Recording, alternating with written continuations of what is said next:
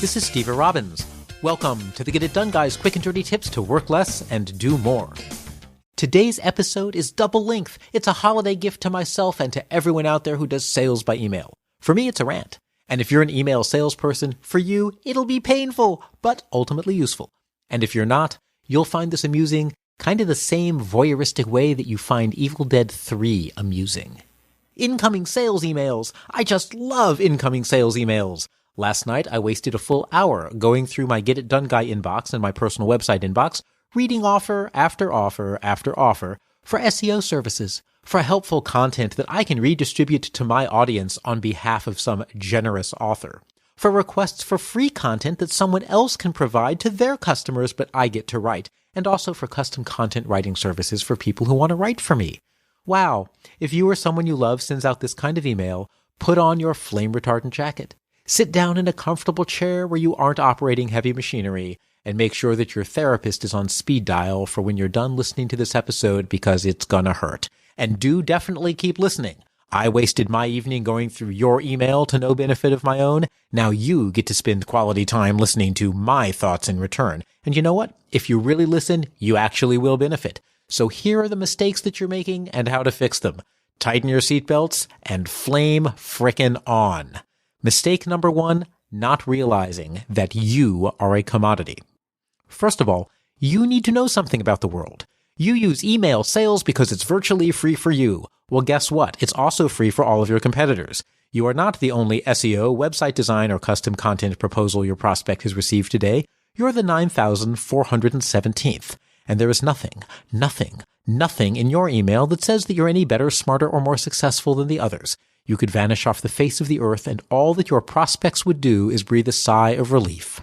To them, you are at best another carbon copy service, and at worst a blight on their day, a waste of their precious life energy, and convenient zombie food for the rapidly approaching post-apocalyptic dystopian zombie future. And by the way, you know how you provide a link to a valuable article as a favor to this person you've never met? Don't bother. In 2004, maybe an article was valuable. Now we're drowning in content, most of it repetitive drivel. Your insights are not insightful. Your article is not art. You write an obvious form letter and you want us to believe that your recommended article will be valuable? LOL.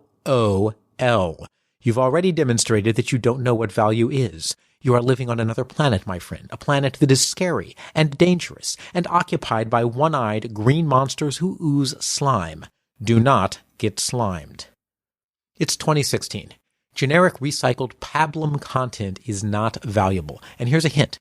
Every single thing I have ever seen shared on LinkedIn is generic recycled pablum content. So if you are going to make the awful mistake of giving someone helpful articles, at least go somewhere original to get your valuable content. Did you hear the air quotes? Because there were air quotes there. Mistake number 2, using form letters. You have to earn the right to make a recommendation to a prospect. Why? Because your prospect is flooded with content and offers. They don't have the time or the inclination to read or respond to your email. People are very good at knowing when they're getting a form letter, and of course by people, I mean me.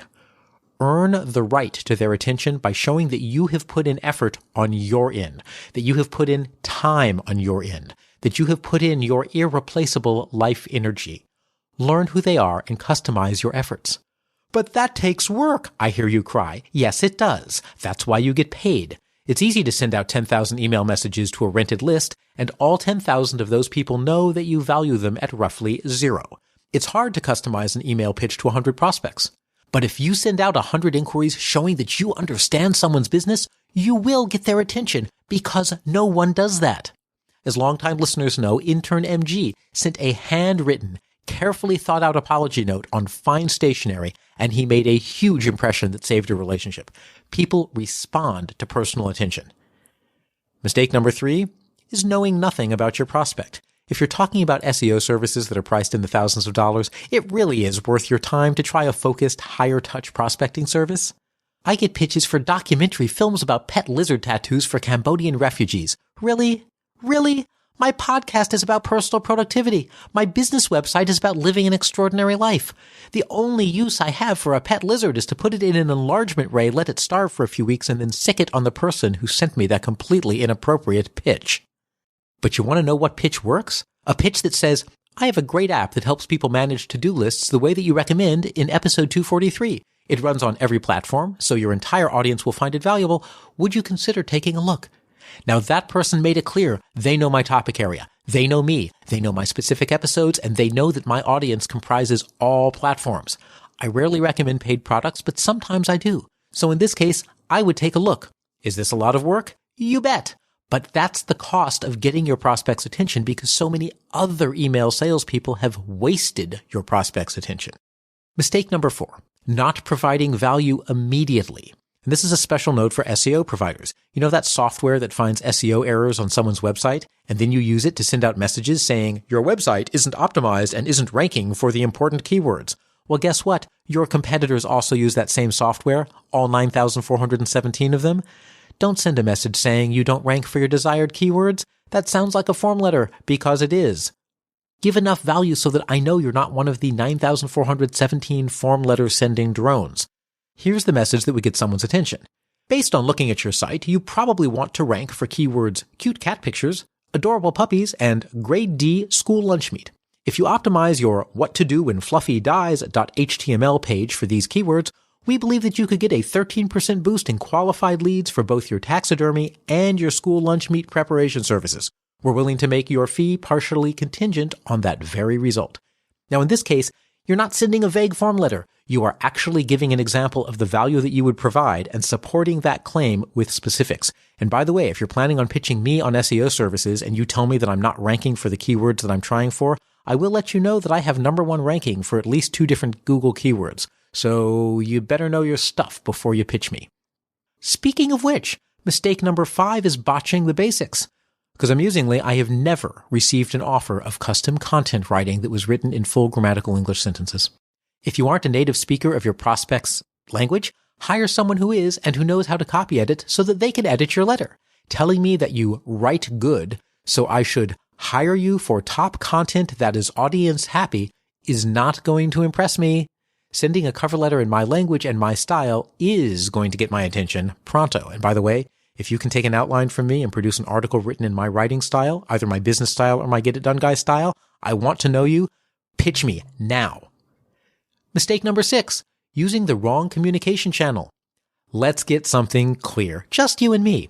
When someone puts a contact me if you want to hire me email address on their website, that is actually not a request to opt in to your email list. In fact, it's exactly the opposite. Their contact info is there so that you can buy from them.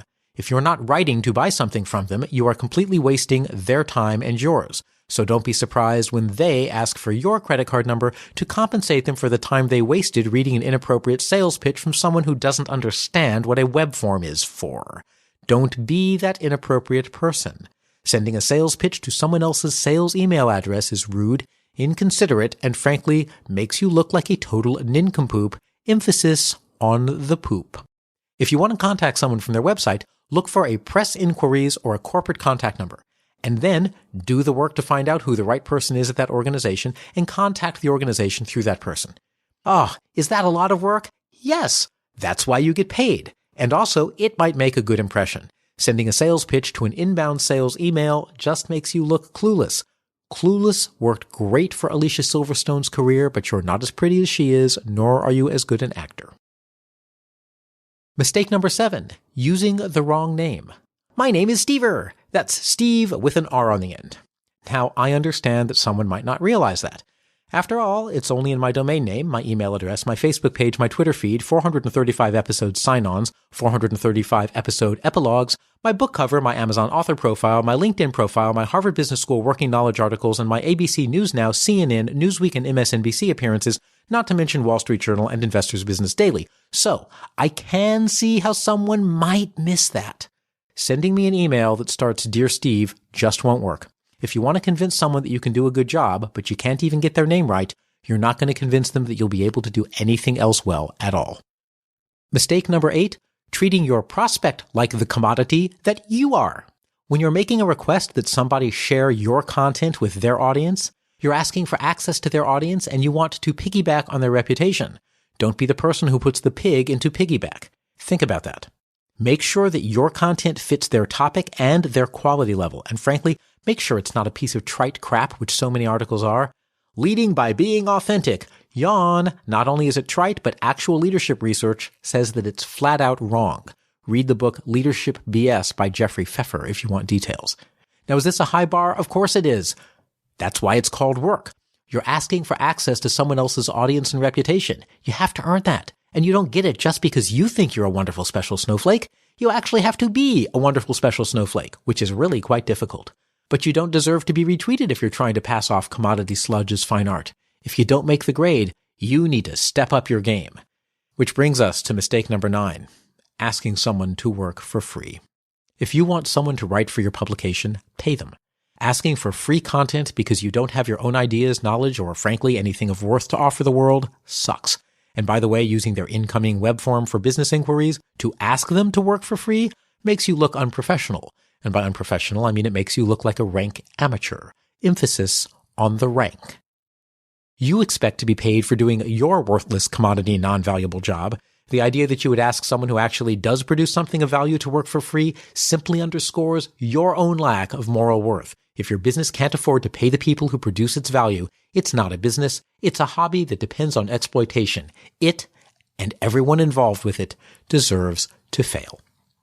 Flame off. Rest easy, listeners. I'm back to my friendly, happy-go-lucky self who sees nothing but the best of intentions and the deep shared humanity that makes all of us worthwhile human beings.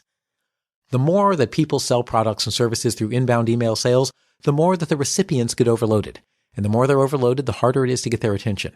So weirdly, we're moving back to the world of educated, high-touch sales. Customize your incoming email to show that you know who this person is, why they would want your product, and how they'll benefit. Don't offer content that isn't super valuable and valuable to them, and provide that value immediately. Write well. Listen to Grammar Girl. Use the appropriate incoming channel. Respect their audience, respect their reputation, and pay for the valuable work that you receive. This is Steve Robbins. Follow Get It Done Guy on Twitter and Facebook. I run programs to help people have extraordinary lives, extraordinary careers, and build an extraordinary foundation of amazing, awesome skills.